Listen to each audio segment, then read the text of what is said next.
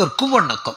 மக்களவையிலும் மாநில சட்டப்பேரவைகளிலும் பெண்களுக்கு 33% இட ஒதுக்கீடு தர வழிவகை செய்யும் மகளிர் இட ஒதுக்கீட்டு மசோதாவை கொண்டு வந்து வரலாற்று சிறப்புமிக்க நிகழ்வை நிகழ்த்தியிருக்கிறது மத்திய மோடி அரசு. இது குறித்த உள்துறை அமைச்சர் அமித்ஷாவின் பேச்சை கேளுங்கள். माननीय अध्यक्ष जी, संविधान को संशोधित करने वाले 128वें संविधान संशोधन के समर्थन में बात करने के लिए मैं यहां खड़ा हुआ हूं. माननीय अध्यक्ष जी,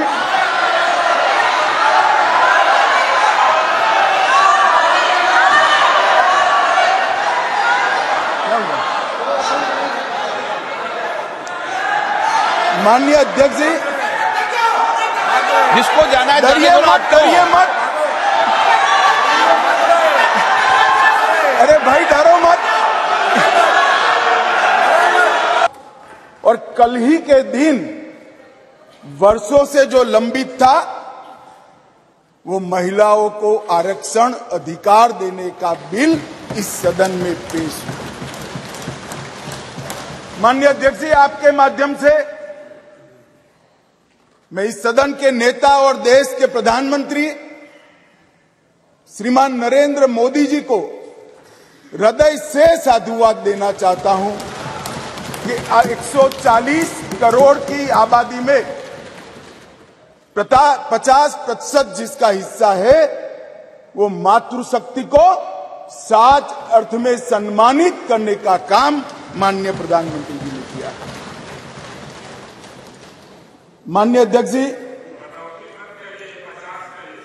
ये जो संविधान संशोधन है, ये संविधान संशोधन जैसे ही दोनों सदन सबके सहयोग से पारित करते हैं, उसके साथ ही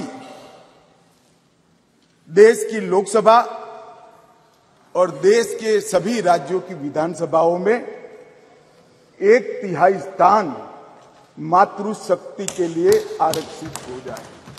ஆனால் அனைத்து இந்திய பெண்களுமே வரவேற்று கொண்டாட வேண்டிய இந்த சம்பவம் குறித்து பேசிய திமுக எம்பி கனிமொழி, மகளிர் இட ஒதுக்கீடு மசோதா கொண்டு வர ஏன் இவ்வளவு காலதாமதம்? இந்த மகளிர் இட ஒதுக்கீட்டு மசோதாவை தங்களது அரசியலுக்காகவே பயன்படுத்துகிறது பாஜக என குற்றம் சாட்டியிருக்கிறார். அது சரி கனிமொழியாரே, உங்கள் கட்சியில் சென்ற 2019 நாடாளுமன்ற தேர்தலில் உங்களுக்கும் தமிழச்சி தங்கபாண்டியனுக்கும் மட்டும்தானே போட்டியிட வாய்ப்பு கொடுத்தார்கள். தமிழ்நாட்டில் 39 பாராளுமன்ற தொகுதிகளில் கூட்டணி கட்சிக்கு எல்லாம் கொடுத்தது போக திமுக சுமார் 20 தொகுதியிலாவது போட்டியிட்டு இருக்குமே. அதில் 33% என்றால் சுமார் 6 தொகுதிகளில் பெண் வேட்பாளர்களை நிறுத்தி இருக்கலாமே. உங்களை யார் தடுத்தார்கள்? நிறுத்தியது 2 பெண் வேட்பாளர்கள். அந்த 2 பேரும் குடும்ப வாரிசுகள். நீங்கள் கருணாநிதியின் பறந்து விரிந்த குடும்ப உறுப்பினர்களில் ஒருவர். தமிழச்சி என்கிற சுமதி மறைந்த திமுக பிரமுகர் தங்கபாண்டியனின் மகள், அமைச்சர் தங்கம் தென்னரசுவின் சகோதரி. இந்த 2 பேரை தவிர திமுகவில் வேறு பெண்களே இல்லையா? குறைந்தது 10 பெண் வேட்பாளர்களையாவது போட்டியிட வைத்திருக்கலாமே. நீங்கள் எல்லாம் மகளிர் இடஒதுக்கீடு மசோதா குறித்து பாஜகவை விமர்சிப்பதும் அதை நாங்கள் கேட்பதும் எங்கள் தலைவிதி. காங்கிரஸ் ஆட்சி காலத்திலேயே இதை பற்றிய முன்னெடுப்புகள் விவாதங்கள் எல்லாம் தொடங்கி காங்கிரஸால் கிடப்பில் போடப்பட்ட ஒன்றை இப்போதாவது பாஜக செயல்படுத்தி இருப்பதற்கு பாராட்டுங்கள். அதற்கு முன்பு உங்கள் கட்சி அமைப்பில் எத்தனை மாவட்ட செயலாளர் பதவிகள் உள்ளன? அவற்றில் 33% பெண் மாவட்ட செயலாளர்கள் இருக்கும்படி மற்ற கட்சிகளுக்கு முன்னோடியாக கொஞ்சம் செய்துதான் காட்டுங்களேன். श्रीमती कनिमोजी जी. Thank you, sir. Sir, I stand here and I'm happy to be speaking about the Women's Reservation Bill, and it is one of the very few bills I think most of us would agree on. And we thought this bill will be passed with all of us supporting each other and standing together. But unfortunately, the BJP has taken this also as an opportunity for politicking, and it is very unfortunate. I'm just reminded of what Periyar said when I see the BJP speaking here and heckling us, that the pretense of men that they respect women and that they strive for their freedom is only a ruse to deceive them.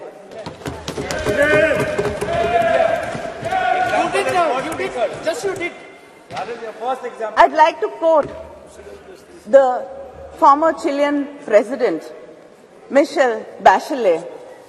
A better democracy is a democracy where women do not only have the right to vote and to elect, but to be elected.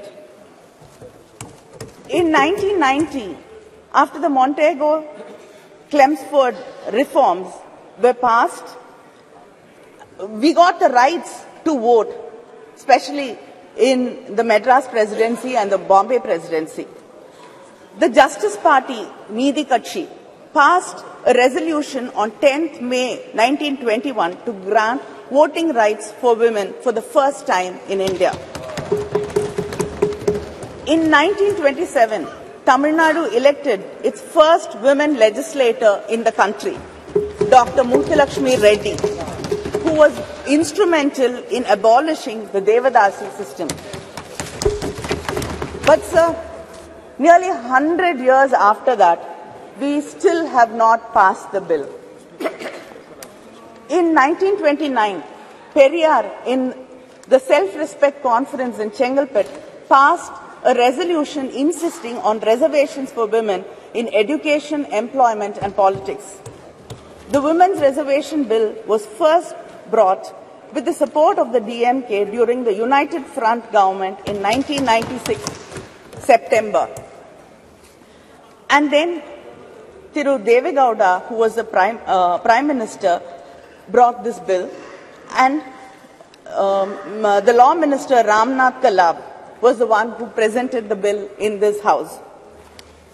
Then again, our respected former Prime Minister Vajpayee ji again brought this bill, but it was the UPA government in 2010 which passed it in the Rajya Sabha. Yes. And I got an opportunity to speak on the bill in the Rajya Sabha, and that was 13 years ago. And I've got an opportunity to speak on this bill again here. Yes. And we're still speaking about this bill and debating it for the past 13 years. Only House is dead. Only House is dead. House is dead. The Women's Reservation Bill is a poll promise of the BJP. Yet, many leaders had to urge them to bring this bill and to pass it. Our leader Kelunga had written to the Prime Minister in 2014 to pass this bill. Madam Sonia Gandhi wrote to the Prime Minister in 2017 requesting him to pass this bill. Our Chief Minister M.K. Stalin wrote to the Prime Minister again in 2017 requesting and urging the government to pass the bill. He said, the bill which was moved to empower women's voice in the legislatures and parliament of our great nation is struggling to succeed. This is really disheartening. The DMK even conducted a rally in Delhi from the Mandi House to the Jantar Mantar, and we had a march, and like-minded women leaders and women's organizations participated in the rally. I myself have raised this issue of bringing the reservation bill many times in Parliament, and to many of my starred and unstarred questions, the government's reply was very consistent. They said that they have to involve all stakeholders, political parties, and then build a consensus before bringing the bill. I'd like to know what consensus was built, what discussions were held. This bill was brought shrouded in secrecy. Yes, yes. We did not know why this session was called for. In the all-party leaders meeting, there was no mention of this bill. I don't know if any of the political party leaders were called for discussions and deliberations about bringing the bill. And suddenly, the bill popped up from our computer screens like Jack in the Box. Is this going to be the way this government is going to function? Like we've suddenly seeing that there are lotuses blooming, springing from the uniforms of our secretariat staff. Is everything going to be a surprise like this? In spite of all this, when the Prime Minister mentioned the Women's Reservation Bill, and when our own Meghwalji introduced the bill, our minds were so full of happiness, and the lines of Mahakavi Bharati rang in my heart. பட்டங்கள் ஆழ்வதும் சட்டங்கள் செய்வதும் பாரினில் பெண்கள் நடத்த வந்தோம் எட்டும் அறிவினில் ஆணுக்கு இங்கே பெண் இளைப்பிள்ளை தான் என்று கும்மி அடி, which if I translate says that we have come to make laws and to rule. Now we are equals and let us cherish it. But then, like the crows and crows of my sisters who were waiting for this bill to be passed, my heart also sank when you said we had to wait for it and we don't know when actually the bill is going to be implemented. In 2010, when the bill was brought by the UPA government, there was no conditions. The bill was to take effect immediately after the passage of the bill.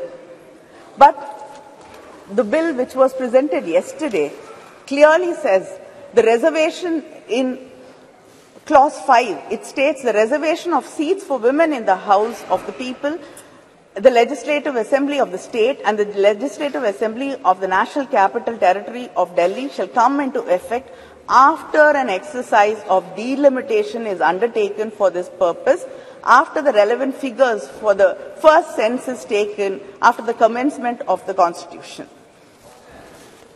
Our leader, Muthuvel Karunanidhi Stalin, in his statement today has said that India is the only country which has not conducted the decadal census. And if delimitation is going to be based on population census, it will deprive and reduce the representation of the South Indian states. It will become like a sword hanging on our heads. He has said that we support the bill, but he asked this question: why should the implementation be connected to the delimitation? Yes, why? And he says it is a strange drama staged by the BJP, keeping in mind the 2024 elections. And we cannot ignore the representation for women from the backward classes either.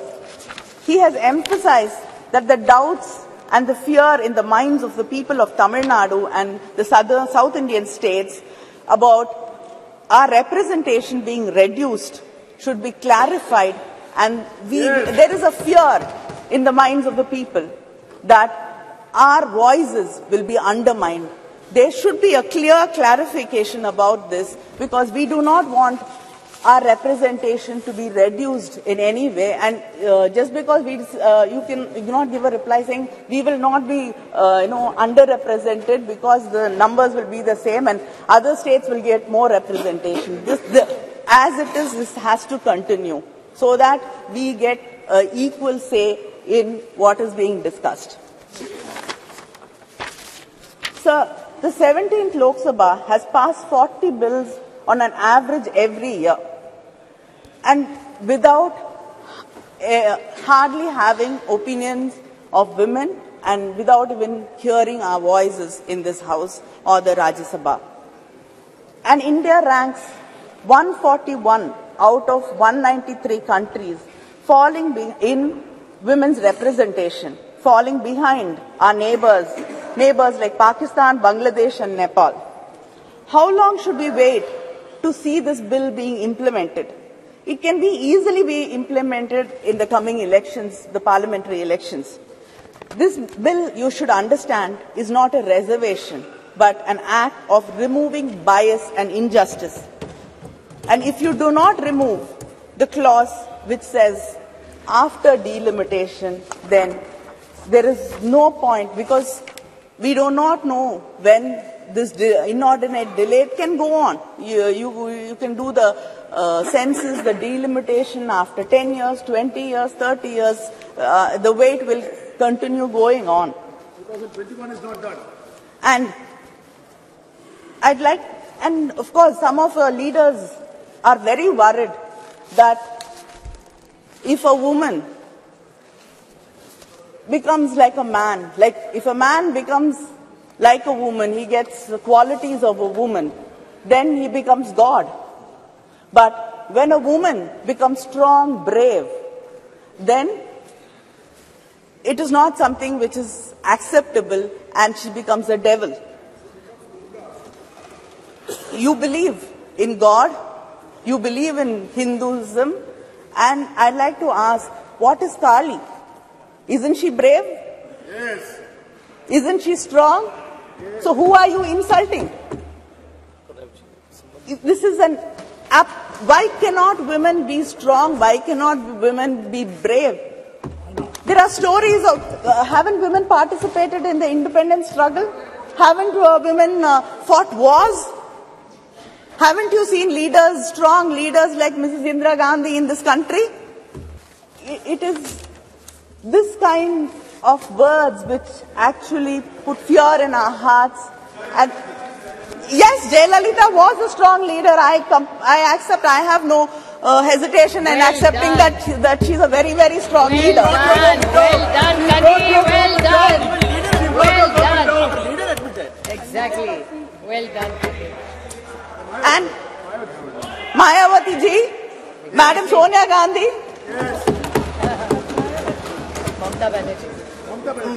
Mamata Banerjee.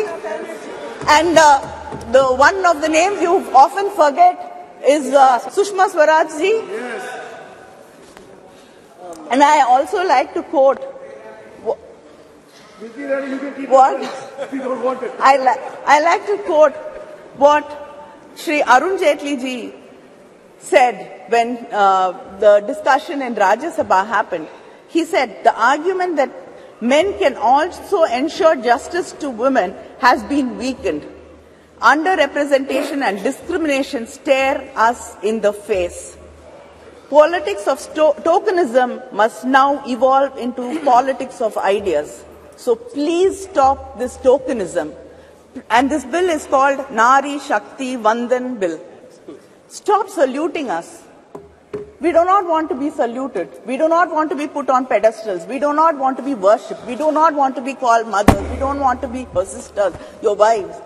We want to be respected as equals. Let us get down from the pedestal and walk as equals.